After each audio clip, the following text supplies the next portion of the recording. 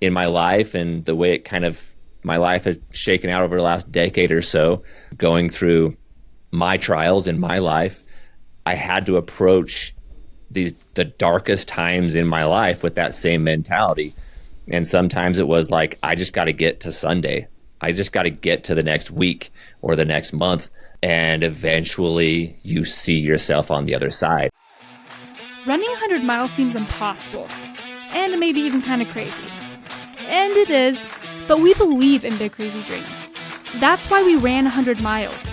It was such a life-changing experience for us, we decided to devote this podcast to preparing and inspiring you to run your first ultra race. Are you ready to feel the highest highs and the lowest lows? Are you ready to do what you once thought was impossible? Are you ready for your trail to 100?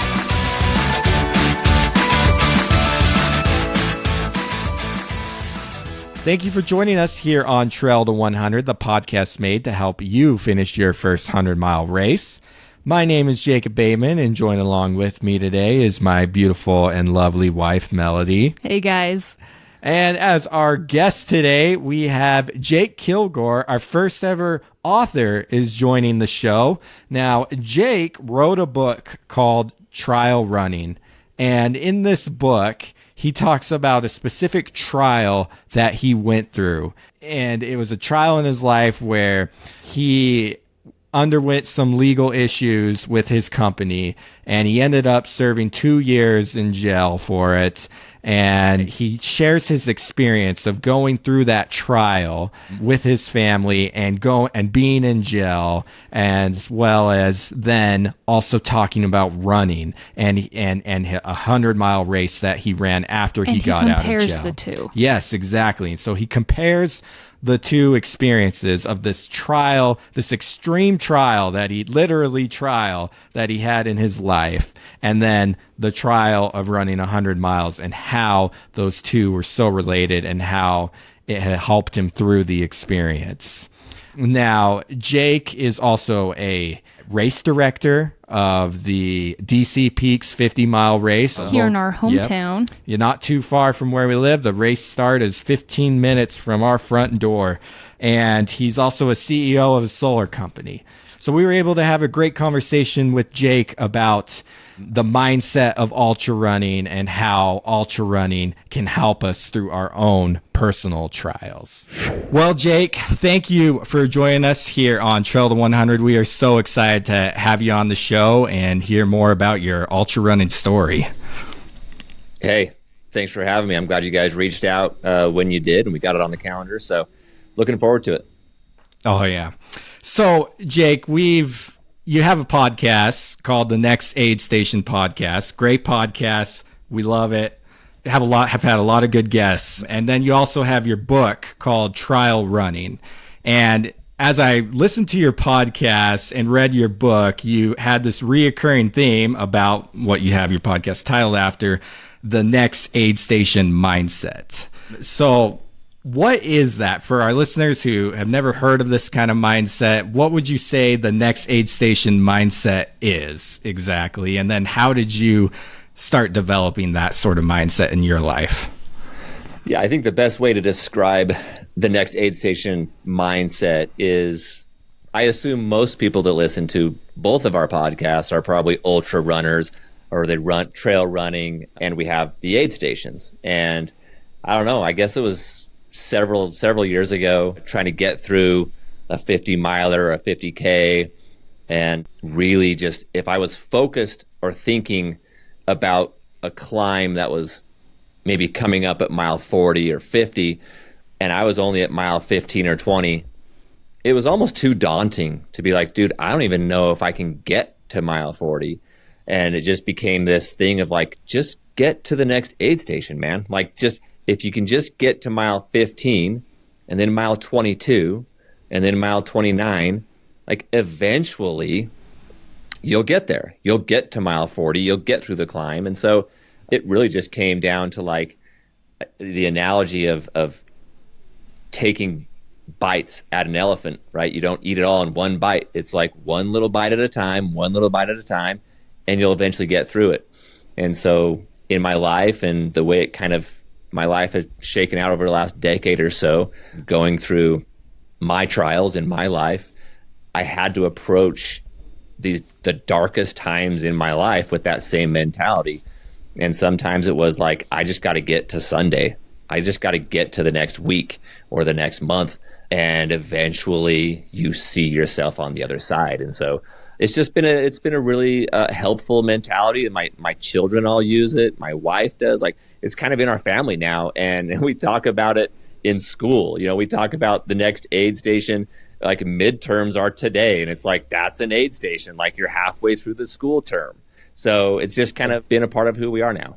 I love it. I mean, like, as you say that, part of the reason I've enjoyed your podcast so much is that's what kind of drew me to ultra running in the first place. Was I wanted, like, to develop, it's not just physical development. You want that mental development, that those life lessons that you learn from running a long distance that you can then apply into your life.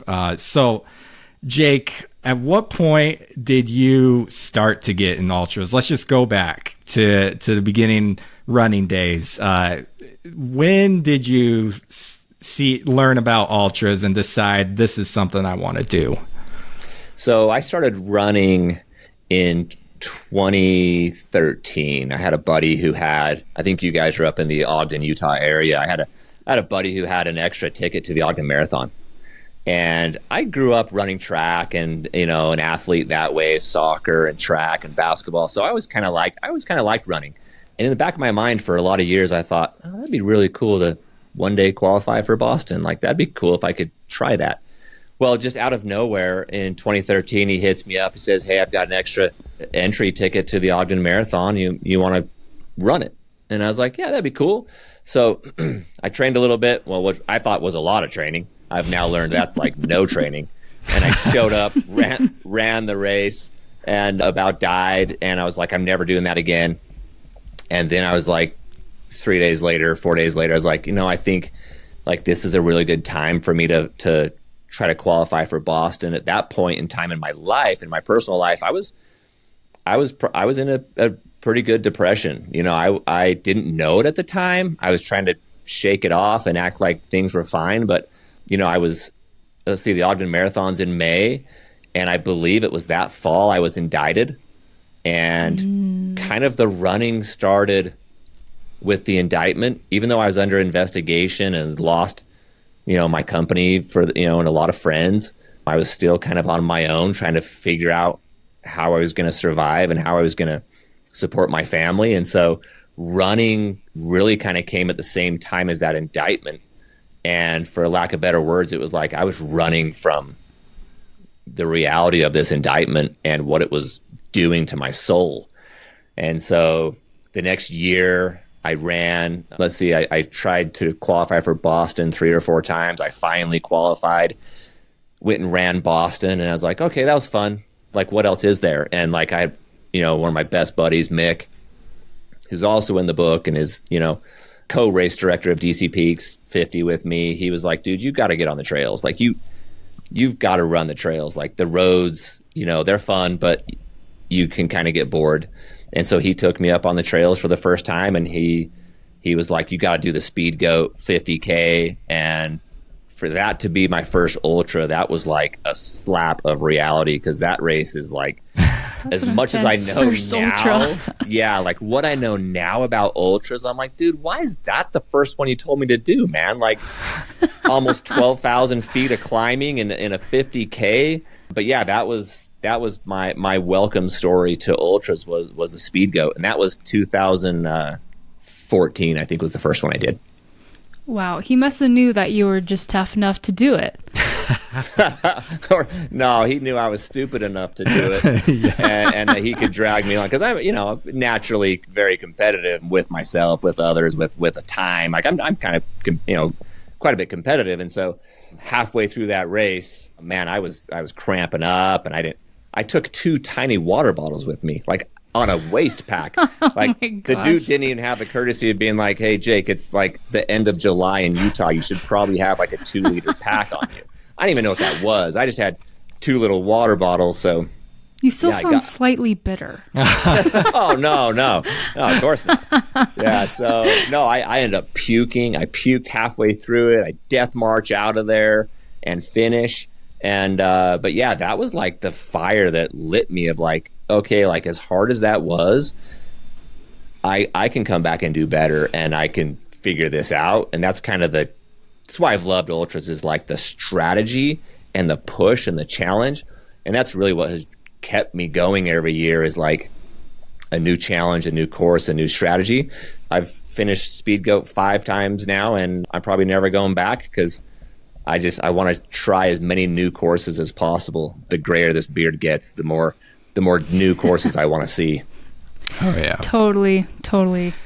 So, Jake, you mentioned your indictment and that running, you started really getting into running as you were going through this trial. Would you mind, for our listeners, and you talk about this in your book, this is what your book is all about, but would you give us like a brief overview about what you went through with your indictment and going to prison, and just kind of that, and how that went for you with running and such. So I guess so our listeners understand what we're talking about here. Of course.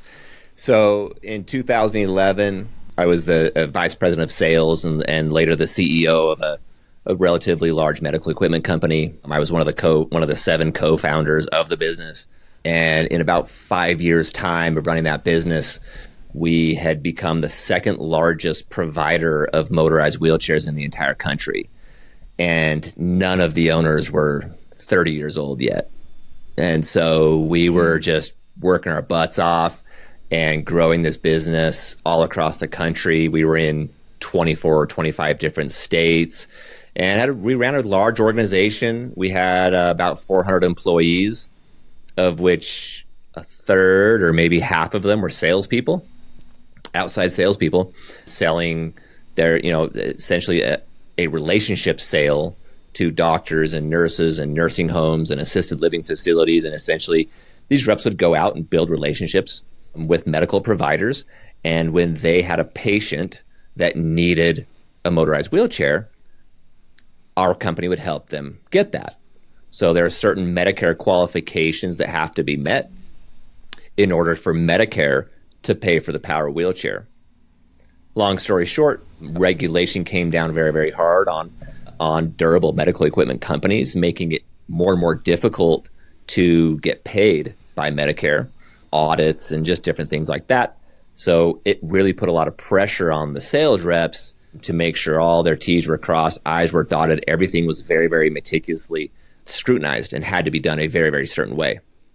So with that, over time morphed into reps cutting a lot of corners, fraudulently filling out areas of a prescription or a chart note that they should not be touching or not allowed to touch. And essentially the whole thing came caving in, and the company ended up under investigation. And driving to work one day in February 2011, showed up on a regular morning, and the FBI raided our office, guns drawn, and the whole thing you see from the movies. And they took computers and took data and all kinds of crazy things. Within 2 days, I was named one of 4 targets.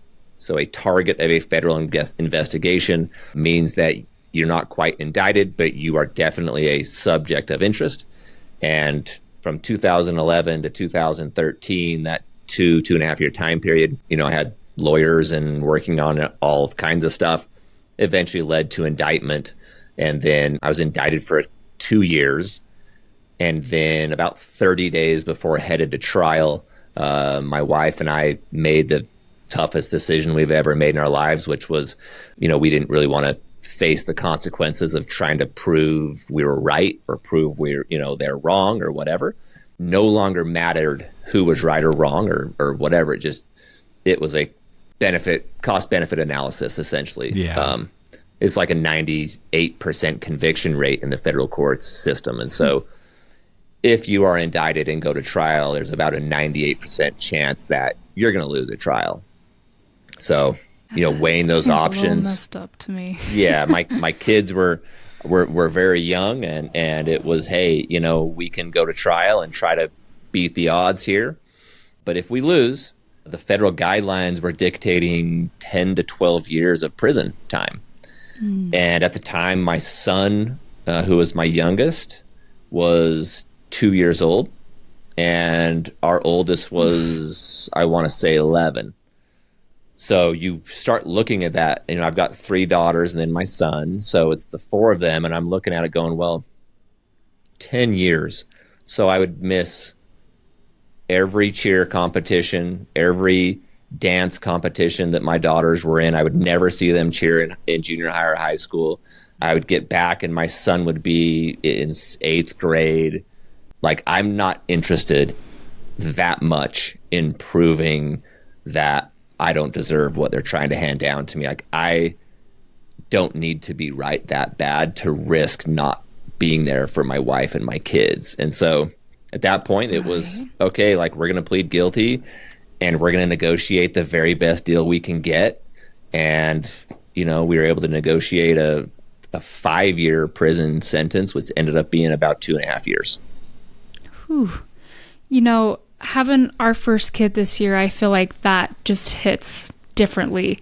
I feel like you don't totally get that until you have your own kids. And you think about, I'm just thinking about our little baby's just 4 months old. And, what if one of us had to be put away for 5-10 years and just missing all that? I mean, I have a hard time just giving him to a babysitter for 5 hours. I come home and I'm like, what the heck did I miss?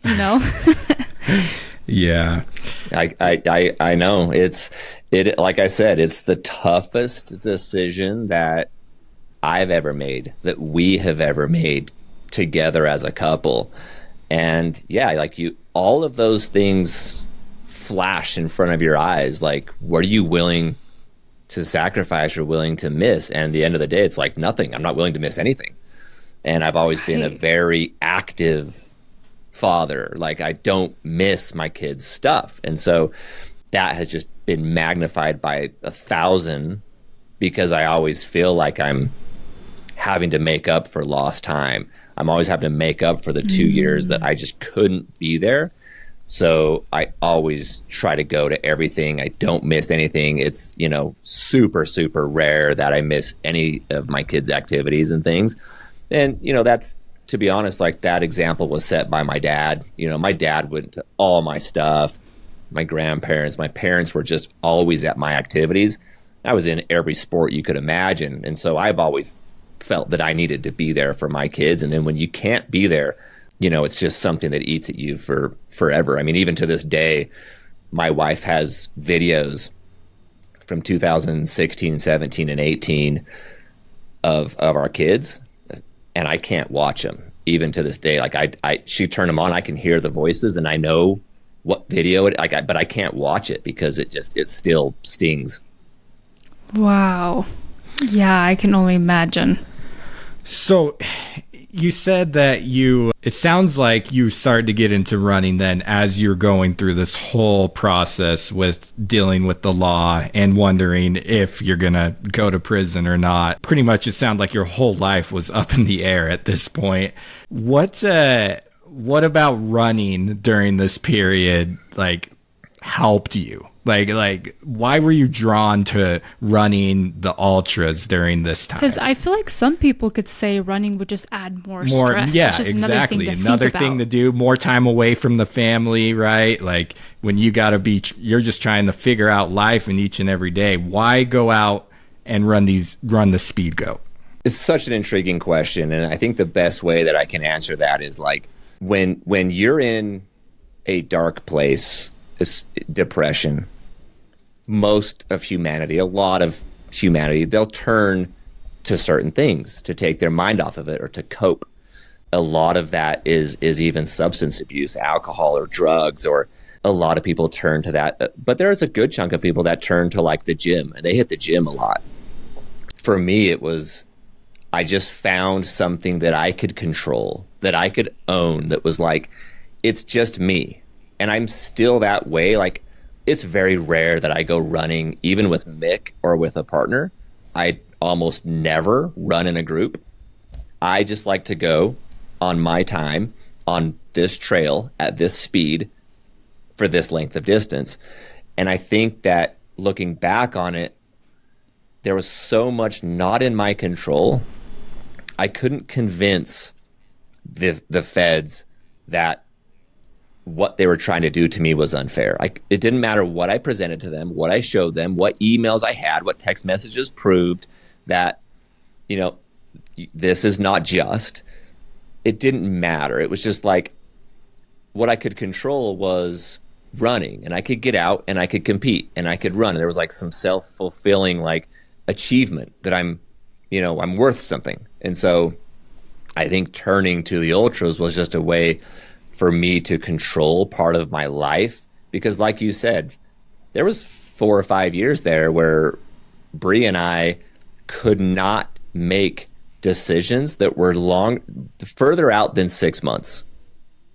Nothing. Like we couldn't do any. It was like, well, should I take this job? Should I start this company? Should I do this? Should I do that? Well, can we, we couldn't make any decisions because that's as far out as we could see was about 6 months, because trial was always about that far away. And so you couldn't plan beyond that. And so, yeah, I could put a race on the calendar that was 3 or 4 months out, and I knew I could achieve that. I knew I could be there, and it was a way to like take my mind off the stress and the crap I was going through to just focus on that. And anyone that trail runs knows that like there's probably not a better place on earth to like just be part of nature and turn off your freaking cell phone than trail running. So like now that I'm on this side of it, I still go to the trails because of like the serenity and the peace and the calmness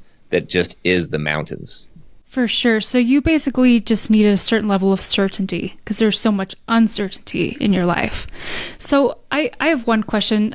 I've done road coaching too, and I've learned there's a lot less things you can predict and control versus in road running, there's a lot more things that you can control and keep track of. So I'm just curious, when you wanted certainty, why did you choose trail running over road running?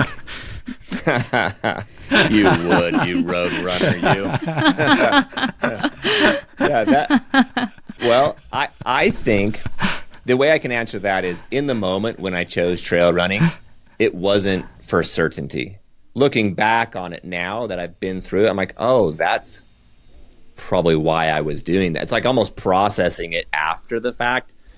I think in the moment, I wanted to choose the most challenging thing I could put my body through to just see what I'm capable of. It was more about like, can I do that? Can I accomplish that? Wow, a 50 miler, that sounds crazy. Like I'm in. That sounds really hard. I think I could do that. So I think it was more about the challenge and being in the mountains for long periods of time away from meeting with my lawyer. I mean, for like a year or two, I had a war room next to my office that was no windows. It was literally like the beautiful mind. Cool. Everything on the walls, strings, highlights, whiteboard, and boxes of interviews and investigation notes. And every Friday for like a year, my attorney would come to my office. We'd go in there, close the door, and it was like strategy wartime. So yeah, the second I got out of that office, it was like, I'm going to the mountains. Like I got to go for a run. This is crazy. Okay, so it's just your way to get away. And with ultras, you could get away for longer. Yes, I think that's fair. Yeah, get away. Like okay. I don't want the cars and the other people. Like I just want me and the trees, you know? Totally. So reading through your book, I'm not going to lie. To all of our listeners, go buy it now. It's phenomenal. It's a great book, and you alternate chapters between you ran the I'm Tough 100, and this is after you got released and everything had kind of come to a conclusion. You were back with your family, and then you alternate between running that and then going through your trial and then going into prison and such. Now, would you say that you had this next aid station mindset before you started ultra running, or would you say like ultra running just impounded it more into you? Or how did that ultra running and the next aid station mindset develop there? Yeah, I don't think I had that mentality before ultras, because I remember vividly one day, and it was in August of 2010, and I was with a group of people, and everybody was kind of sharing like trials and things they'd been through, and they asked me like, what's the most difficult things you'd been through? And naively I was like, I don't think I've been through anything like that hard in my life. Like, I think you should have knocked on wood. Yeah, I know. Man. I know. I wouldn't even be on your podcast though. Yeah, that's true. But I remember saying that, and I'll tell you what, it all came caving down. Like, between that and February, like, it all changed. And so I don't think I had that mentality, because for me, like, it took a big trial to really develop how the heck I'm going to get through this. And just ultra running at the same time was like, oh yeah, like, I just got to get to here. And then it just kind of morphed into the rest of my life and went from ultras right into like pre-trial and pre-prison. And it was a big part of, like, I mean, I outline it in the book, but it's like, once I pled guilty, I knew how much time I had. And I went home, and I'd already qualified for Boston, but I had to like accept that I was going to go run it. So that night I went home and I accepted my invitation to go to Boston, and I signed up for the Squaw Peak 50 miler. And those became the training blocks, and those races became my own like mental aid stations of how I'm going to get from November to June. How do you even function for 6 months when you're a self-surrender inmate? Like, you know, as white collar, you know, I was self-surrender. So it was like, you can kind of sort of pick the date you turn yourself in. So it was like, well, that, you know, I remember the judge was like, okay, you're going to report to prison on June 1st. And I leaned over my attorney and I was like, June 9th, tell him June 9th. So I was able to get June 9th because that allowed me to race the Squaw Peak 50 miler on the 5th. And then my son's birthday was the 8th. And so I went on the 9th. But to answer your question on the aid station mentality, like, creating those aid stations pre-prison, and then my family and I created them for 2 years in prison. Every single visit when they came to visit me, like, that was an aid station. It was like, I'm going to see you guys in 10 weeks. Like, we can get there. Like, that's the next one. We weren't thinking 18 months down the road, because try to explain that to a 6-year-old. Yeah. Right. You can't. Right. And so it's like, in 2 months, we're going to see each other again. Like, we can do 8 Saturdays. You know, in 8 Saturdays, we're going to go see Dad. And so, like, that was a calculable number for all of us. That makes sense. Okay, so this is what I'm trying to understand. I think it's super impressive that you knew you were going to be put away for some time, and you decide to sign up for a race, and you train for these races, and you run these races. I think out of all the excuses in the book, I think going to jail is a really good excuse to not sign up for and train for a race, right? and I'm still trying to figure this out. Like, life was really challenging, and I understand running was kind of a way to get your mind off things. It was a way to get into the mountains. I guess from my perspective, it also, and I know we've kind of already brought this up, but it also kind of adds this level of stress. So I'm just trying to understand, like why train for these races when you have every reason not to, and when there's so much going on. Yeah, when you put it that way, it's like, what were you thinking, dude? Like, Also, I'm not, I hope that doesn't come across, I'm not judging No. you. I just like really want to understand. I think it's awesome. no, I don't take offense to it at all. I look at it like, yeah, you're right. Like, in all fairness, I don't know that anyone who's indicted and knows when they're going to prison is in the right state of mind anyway. So it's almost like it's almost like I would tell you or ask you, hey, if you knew you couldn't trail run on your favorite trails or any trails, if you couldn't go to Malin's Peak or anything around there, you couldn't go to Ben Lomond for 2 to 3 years. What are you going to do for the next 6 months? Are you going to go hit the trails as much as you can because you're going to miss them? There it is, the passion and love for it. I guess that's what I was looking for. That makes sense. Yeah, I think that plays a role in it. But the flip side of that is, as you guys are new parents, is like, well, no, I would spend every second with my child. Like I don't want to not be there for them. So it was certainly a balance. There was a balance there. I mean, I started our solar business that is now in its 10th year. I started that 1 year before I knew I was going to trial. And it was just like, we started a new company. We ended up having our son right around the time I was indicted. And we were like, what are we doing? Like we just had another kid.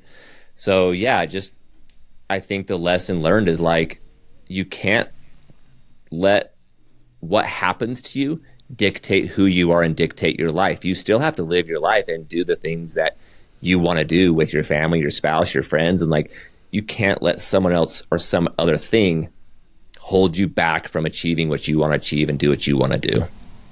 Wow. Honestly, that's so amazing to me. I don't know, most people, I believe, would have just kind of given up at that point. I think it's amazing that you're still building your family, you're still improving your skills, you're starting another business, you're still moving forward with your life despite this huge obstacle. I think that's really inspiring. Oh, thank you. All right, so I'm going to now flip this question around. This experience of going to trial, going to prison, how did that help you in your running life now? Ooh, good question. With running, how has that built you into a better runner? You know, I think that it's taught me a lot about the value of time, the value of like good health, the opportunity that you have as a free human in society. I'll tell you what, it's raining today. I'm going for a run right after this. You will never hear me complain about the rain, the wind, or the snow on a run, because the fact that I just get to go run and choose to run is still something that means so much to me. And, in prison, I had a dirt track, little over 400 meters, and I ran a lot on that thing. And it was like a hamster wheel, but that's how I passed a lot of the time, was working out and running. And you can see, so it was in southern Colorado, and you can see Pikes Peak from prison. So Pikes Peak is it's like a 14,000 foot peak, I believe, in southern Colorado. It's known for the Pikes Peak Marathon, is a super popular race.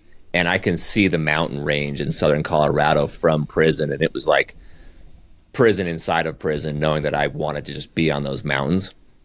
And so I think it has made me a better runner because I don't take for granted the freedom that running is, and the opportunity that every trail is just the most amazing thing, that I'm so blessed to be able to do it physically, mentally, to just physically be on the mountain when I could be somewhere else. Unfortunately, like that to me is like, I may not ever get a chance to run this race again. Like this might be it, and if you run every race like it's your last one, you're probably going to appreciate it a little bit more. I love that. Running is freedom. And to me, that kind of makes sense. Maybe that's another point as to why you were running so much before going to jail, is you had a sense of freedom. Absolutely. I don't know that there's the human body can do so many great things, but what's more freeing than running? Because we can't fly. Otherwise, I would say it's flying. But like running, it's the closest thing to flying. Yeah. Like you're pushing your body to this like level that is freeing. And I think that there's a lot of like emotional draw to that. Oh, 100%. You know, as you say, talk about not taking it for granted and not complaining about the elements or whatever it is. It makes me think about actually a guest on your podcast. I think is the race director of the Bear 100. Is it Cody Draper? Am I saying Cody that? Draper. Uh-huh. Cody Yeah. Draper. Yep. He shared about his. You asked him a question about what's one thing ultra runners should stop doing, and he's talked about stop complaining. And to be straight up with you, I actually struggled with his answer, because when I'm out there on a 100-mile race, I'm the guy that I want to I'm complaining. I am not gonna lie. I'm complaining, and I have found value in feeling that emotion of like, this freaking sucks, you know. But you know, he makes a good point, you know, of that we're choosing to be there. I mean, ultimately we're paying to be there, and you make a great point in like, this is a privilege to Not be out on everybody gets to do this. to be out on this mountain, going after 100 miles, seeing all the sights that you're going to see in 30 hours, 36 hours, 24, whatever, however fast you do it. But I could see it would probably help my ultras to go a little more smoothly if I Complained less. complained a little less. Well, at a minimum, your pacer, your crew, and the volunteers would probably like you a little bit more. Yeah. You're right. You're 100% right. And at the end of the day, I am always very grateful for all the volunteers, all the pacers, and them being there. And I'm always very grateful for the experience. But there are definitely moments where It's a little harder to be grateful. Yeah. I mean, but like, isn't that what it's all about? Like, it's what it's all about. Like, yeah, we're volunteering. In fact, we're paying you to go suffer for 100 miles, and I'm going to sit here and complain, and then I'm going to get over it. And you know what? You guys just had your first child, and that was probably, you know, being pregnant sucks, and giving birth sucks. Oh, yeah. But I'm guessing that in the hospital, when you just barely given birth to your child, you weren't like, hey, like, when should we have our next one? Oh, yeah. We're still not there. We're not even close to that yet. But pretty soon, you will have forgotten all of that, and you're like, let's try it again. Like, let's have another one. Like, that. This is actually really rewarding, and this is really cool, and I'm going to do it again. Totally. No, that's a great comparison, and it totally is worth it. I mean, I just got to throw it out. Being pregnant and all that, it's totally worth it. So running hundreds is like having babies. Well, I'd say running hundreds is a lot easier than having babies. 36 hours of suffering rather than 9 months. 10 months plus 18 years. Just kidding. So I can't let you go, Jake, before asking you about running a 50K in prison. You tell us about how that idea got put in your head, and then how you essentially carried that out, because I can't imagine you had the most resources to pull from in prison. Oh my gosh, you guys. Let me try to paint the picture the best I can. So I tried to really describe it the best way that I could in the book. And okay, so it became one of the first major aid stations. If you guys read all the letters, the emails that I wrote home, we talked about the next aid station a lot. Like, nearly every email was like, this is the next aid station. Well, that race became a major aid station for me. Just like any big change in your life, it's those first few weeks or a few months of adapting to a new environment that's the hardest. And so when I got there first week of June, you know, my family came to visit me for the first time like 3 weeks later. That was the first aid station. And then the next aid station, they came again like 4 weeks later. And then it was like the big aid station for me when I wasn't with my family was like training and preparing for my own 50K. And so I had just ran the 50 miler at Squaw Peak. So I was in like peak shape running wise. And so when I got there, I saw the track and I met some friends and we just got talking and we'd kind of go on jogs and do little runs. And there was a college athlete there who was a college cross country runner.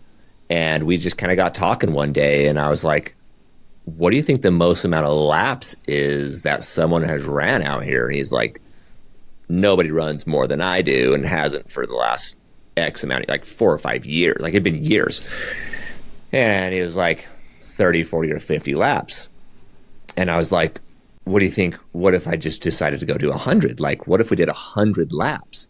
And we did the math and it was a little over a 50K. And I was like, let's do it. I'm like, what else am I going to do in here? Right. You know, CrossFit, you know, I was doing CrossFit. I was teaching a Spanish. I was teaching GED in Spanish. So that was like an hour of my day. That was my job. Like I taught GED for an hour. I lifted weights and did CrossFit for like 2 hours. And I was like, okay, well, like I still have all this time. So yeah, man, let's do it. So I end up kind of training for it, right? Just like I would any other race. And the way I organized it was I would do 10 laps one direction and then 10 laps the other direction. That's how I kept track of the count. That's and smart. It was just me, and then my buddy that I was just telling you about, he came and ran like 25 laps with me somewhere in the middle section just to kind of pace and hang out. But at the west end of the track, so the track ran around the softball field. And so at the west end of the softball field was some bleachers. So that was my aid station. I probably wrote it down in the book to get it exact, but if I remember right, I think I had like 2 Gatorades, 2 oranges, and like 2 protein bars. Yeah. Roughly. Right. And did you have water? I probably had a bottle of water. Yeah, I probably had a water. Wow. Okay, so I had, that's right. Okay, so I had a water bottle, but I had Gatorade powder. So that's how you make Gatorade. That's right. That's right. You pour it in and stir it around. Yeah. So there's your electrolytes right there from good old sugared down Gatorade. So, and oranges. And I ended up doing it in like 3.5 hours. And as I was I finished and like clearly I didn't have enough nutrition, hydration, electrolyte, like all the stuff I know now. And I go into the facility, the building where everybody lives. Well, there's 2 buildings at the prison, and I lived in one of them. And I went upstairs. I was going upstairs to my room. And you go up the stairs, you take a right on the landing, and you take the next flight of stairs. I get to that landing, and like everything just locked up, like lactic acid in the hamstrings, the calves, the feet, and like I was stuck on the landing. Like I couldn't move my legs because they were the lactic acid had just settled in, and I didn't have any nutrition. So yeah, like there's not great resources for nutrition in prison. In fact, the meals that you eat are most of them are expired food and stuff like that. So it's not the greatest place, but to get nutritional value. Yeah, holy mental toughness. I don't know how many people can claim that they did a backyard ultra in prison. With barely any water or nutrition. Yeah, hey, you probably became very fat adapted in prison. Yeah, if only I'd had Strava, I'd own that course record. Right. For quite some time, I'm sure. I remember, like, I started listening to your podcast, and that's when I started telling Melody about you. I'm like, this guy ran a 50K in prison, and Melody's like, we're getting him on the podcast. A 50K in prison. That's a cool story.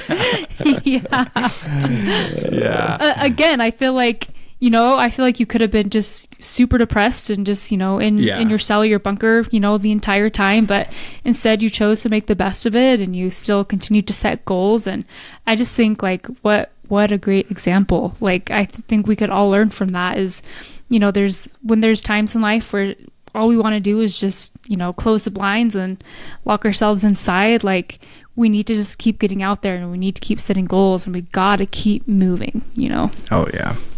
That is, yeah. Wow, that's really nice. That's really kind of you to say, and humbling, to be honest. Like, when I hear that from time to time, it is humbling. It's just like, wow, I don't know what to attribute it to, other than like, that's just what I know. And it's just been really therapeutic for me. Like, that's kind of my own therapy and processing of how I get through these hard times. And the next aid station mentality has just been like a cornerstone in my life. And now it's with, my wife and our family and our kids. And it's just been really special to us. So thank you. I love it. And it's contagious. I feel like more like even now me and Jacob are like, okay, we just got to get to the next aid station. Like, we've been picking up on the next aid station mindset too. So I think it's a great mentality. Do you think that it's possible to run these ultras and maybe think that you're getting into it to just better your life? But do you think it's possible to run these ultras and do these hard things and create these great habits for the ultras, but fail to implement them in life outside of running? Sure. I mean, yeah, we both run podcasts, and we try to have intriguing guests on and talk about neat things that move others. And I think that what I've learned in my own podcast is that most ultra runners are running ultras for way more than just the belt buckle. Like, there's way more to it. And there's like this deeper, like, I don't know how to explain it other than like the culture of ultra running and the community and the do this together kind of thing. I think it's just so much bigger than what you get at the finish line. I think most ultra runners would say that or explain it in a different way, because 2% of the runners in the race are actually trying to win. It's like such a small percentage are actually trying to win. Everyone else is just, they're trying to win their own race and earn their own, next step and their own next aid station, their own improvement. I think it's such a cool sport because it's so community driven, but it's an individual sport that makes it great. Totally. Yeah. I mean, honestly, if the only reason you're running 100 miles is for a belt buckle, that is not enough to get you across the finish line. You definitely have to have a deeper why than that. No. Yeah, I agree. And the only reason I asked that question is I've found myself at times in that trap where other parts of my life are kind of falling apart, but and you forget to apply the lessons. I almost run away from those parts of my life rather than buckling down, focusing, and grinding to that next aid station in my life and to try to improve that part of my life. I go run to the ultra world and think, okay, I'm just going to go run 15 miles today so I feel better about myself. And you've gotten to the point where running 15 miles is the easy part of your life. Yes, to where that 15-mile run is, yeah. And in reality, I should be buckling down, focusing over here, improving this, but I'm almost using ultras as an escape. So I've found myself in that trap. But honestly, Jake, one thing I just loved about your book is how you show how running, as you run through this I'm Tough 100, how running and life are so correlated as you alternate chapters between running and your trial and prison. And it honestly helped me gain a better grasp about, okay, you got to grind here in life, and it's okay. It's going to suck, but set up an aid station somewhere down this road that you can see that you think's attainable, and get there, grind until you get there, and then you can relax for a second, and then once you're better, keep moving forward. So really, I've loved that aspect of your book and how it showed that. So I just want to say, I think you also showed balance by how much you talked about your family. And that's something that stood out to me, as I loved how you could just tell how much you loved and how much you love your family and how much you missed them. And I guess what I took from that is you have balance in your life. You're not just obsessed with your business or with training. Of course, you love that stuff, but what comes first is your family. And I thought that was cool. Oh, thank you. Yeah, I would say that analysis now. Yeah, I love it. No, I appreciate the feedback and the commentary. Like it was really hard to sit down and write the book. I can imagine. I had a lot of people that kept telling me to do it and tell your story and it'd be great. And it was really, really hard, like just uncovering and like opening up all those wounds. You know, I pulled out my prison journals and I read the first 5 pages and I took the books and shelved them. And I was like, I can't go back there. Like, I don't want to go back and relive it all. And, you know, a few months went by and I had this, you know, experience where I was just like, okay, like I need to do it. And the next aid station literally is like, write this chapter. And there's another aid station was like, okay, write that chapter. Like each chapter became its own like therapeutic aid station for me, which is like aid station inside the aid station. It was crazy. And just the way that it like purged all of this like built up anger that I had and built up like fight that just pissed me off, and like just getting it on paper and writing it down and like sharing it with others has been really, really therapeutic and a great way for me to process what my family has been through. Like I went through it, sure, but like, yeah, I'll tell you what, as bad as it sucked to be there for 2 years and under the Bureau of Prisons for 2.5 years, like it was 10 times worse for my wife and kids. Like it was not even close. Not even close. It's so much harder like on them than it was on me. And that tells you something, right? Like being in prison, obviously it's not recommended by anyone and it sucks. But you know what? Like the collateral damage that it causes is innumerable. Like it is compounding. And so writing the book and having people share what it has meant to them just validates why I did it, right? I didn't write a book to, you know, I don't make any money, right? It's like you don't get famous. It's like that's who cares about that? It's about the process and processing what has happened to me and my family in hopes that other people can learn from it and you can avoid the same mistakes I made, or that you have a stronger, better bond with your spouse or your children because of the way this was written. And so, yeah, your words are incredibly humbling and super kind. And I'm thrilled that you guys loved it and are like dissecting it. And I could talk about it all day long. So, you know, that I lived it, you know? Yeah. Right, no, right. It was a great book. Well, and way to turn a negative experience into such a positive one and to use it to help others. Not only for yourself, but for others. So, yeah. I mean, okay. Well, you talked about the balance, right? Like balancing my life. And I appreciate the compliment. And that is like, it means a lot to me because I don't really do anything half-assed. Like anything that is done, it's like, I'm all in, right? It's my business. I'm all in. Right. My family, I'm all in.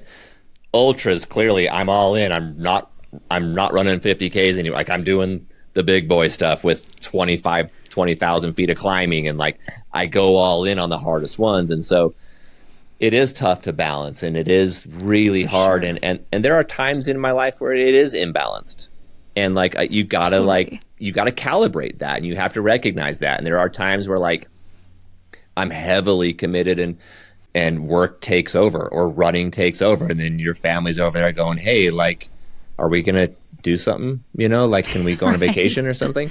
You know? And so like, it is really hard to balance all that stuff, but yeah, I'm just really hoping to do my best on that every day. And it's something that's on my mind a lot. So thank you. I love it. Oh, for sure. Okay. So a few questions for you before we let you go. 'Cause I on your podcast, you ask everybody 3 questions at the end, but I don't think you've ever answered these 3 questions, or maybe I missed the episode. I'm not sure, but I listened to almost all of them. So, and I haven't heard it yet. So I'm going to ask you the 3 questions you ask all your guests. So first one, and I might not ask it in the same order, I apologize, is what is something just in the general ultra running world that we need to keep doing, that is good, that we need to keep implementing, keep that going forward? I would love to see technology in the ultra world continue to improve. I know that next weekend is the Black Canyons 100K. It's a Western States qualifier, and I plan on watching the live stream and the live whatever they have. I would love to see the technology in our space of ultra running improve. And the only way that's going to happen is if we get, it's going to take a lot of money, more funding, more sponsorship money. But I think the sport has grown to a point where it can support live stream, live commentating. And I think I would love it. I mean, I'd sit there every weekend and watch races. Oh, yeah. Oh, totally. And love it too. You yourself direct a race, the DC Peaks 50, and you guys do a live stream, correct? We do. Yeah. We're still learning it. We're a couple years into it. And every year we're like, oh, yeah, okay. Next year we're going to do this. Next year, try that. So we're learning and tweaking it. Yeah. Every year. We don't make any money doing that either. I'm learning as the older I get, I continue to add things to my plate that just don't make any money, but they seem to make sense. You got a podcast, you wrote a book, you have your own race. Yeah. None of that makes any money, man. Like what? But everything that any sign up money that comes in, it goes right into new tech, and anything that we can do to like live stream the audio and the video, that's where we're going with it. Gotcha. Super cool. All right. What is something in the ultra running world we need to start doing? Gosh, man, you didn't even prep me with these, man. I know. I should have been well prepared because I ask them on every podcast. So one thing we should start doing. Yeah. I'd like to see, this is kind of from my own book, but like, I like racing a new races every time. Like, I've just gotten to the point in my career, my age really, of like, I'd like to see people venture out and run more races instead of doing the same ones every single year. And I'm saying that even as a race director, right? Like, oh, he's a race director. I want every one of my 150 runners to all come back next year. Well, no, not necessarily. If some come back, that's awesome. Come on back. But I think there's so many great races. I'd love to see the elite runners start running races that aren't like the big races. Now that's where the money is, that's where the media is, that's where the sponsorship is. Totally. But I'd love to see these elite athletes go race some of these other smaller, less known races that are just as beautiful as the ones that they're running on TV, Western States or Hard Rock or UTMB. Of course, the big ones. But I'd love to see some of these guys come race like Moab or Zions or like something around here, or a smaller race in Oregon, just because. Like, I think it just grows the sport, because the elite athletes in ultra running, they're so cool, dude. It's not like that you can't go talk to them. Like, you can get their cell phone number and call them. You can walk right up to them. You can run several miles with them. So it's not like most pro sports where like you can't even approach them. That's the coolest thing about our sport. Is like the elite runners, you can just go on a training run with them. Or you might be in a 50 or 100 miler with them, and you might hang out with them for a few miles. Like, that's pretty cool. Oh, it's way cool. That's one of my favorite things, too. Like, how cool would it be to just, sign up for the Ute 100 and, like, Sally McRae is running it, too, Yeah. That would be way sweet. Oh, yeah. Agreed. On that point, I'm gonna quiz you to see if this point proves true on this. Did you know that in Utah... So one of the biggest races in Utah, you ran it 5 times, the Speed Goat 50K put on by UTMB, right? Did you know in Utah, we have another 50K that has more vert than the Speed Goat? Well, it's not my 50K. No. I know that one doesn't have it. I feel like we're putting you on the spot a lot in this podcast. I don't think I know what race that is. Yeah, so I think it's been ran 2 or 3 years now, so it's a newer one. It's the White Pine Solstice 50K in the Ochre Mountains between like Harriman and Tooele, those mountains right there. Yes. Put on by the Tooele Trail Racing, is a smaller racing company. He puts on about 5 or 6 races out there around the Tooele Valley. And that, if you want a hard race, that is a hard race. There's a White Pine 50 miler, right? Yeah, that's up in Logan. This one's called This one's called White Pine Solstice. It's a 50K. I think it's like 13,800 feet of vert. Took me 12 hours to do it when I did it. So what month is it in? June, mid-June.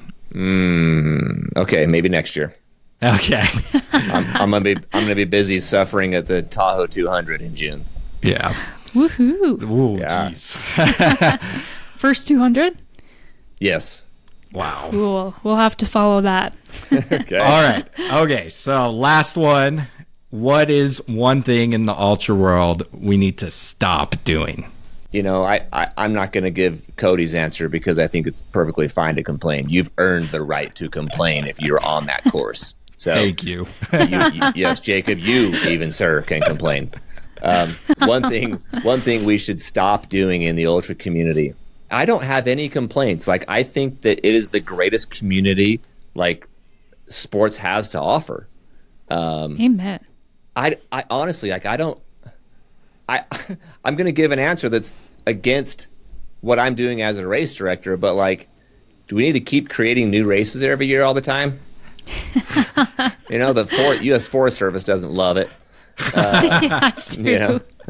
You know, we stop doing. I mean, I think that there's little petty things of you know, people that don't put in service and maintain trails or clean up after themselves. I think that runners don't own the trails.